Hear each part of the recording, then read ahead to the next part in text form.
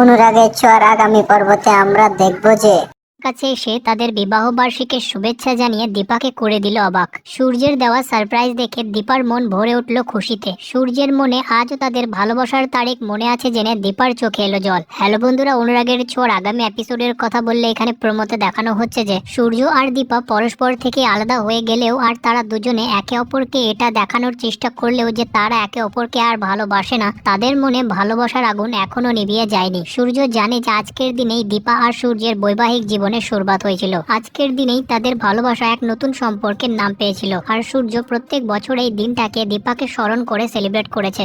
এতদিন দীপা সূর্যের সাথে ছিল না, কিন্তু সূর্য একা একাই এই দিনটাকে সেলিব্রেট করে এসেছিল।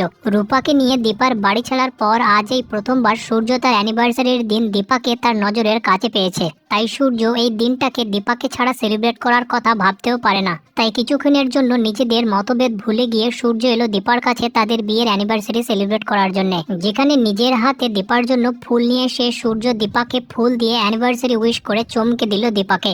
কারণ দীপা স্বপ্নেও ভাবতে পারেনি যে সূর্য দীপার জন্য এমন কিছু করবে। এবার আগামী এপিসোডে এটা দেখার হবে যে সূর্য সত্যি সত্যি দীপার জন্য এটা করেছে নাকি এটা শুধু দীপার একটা কল্পনা মাত্র।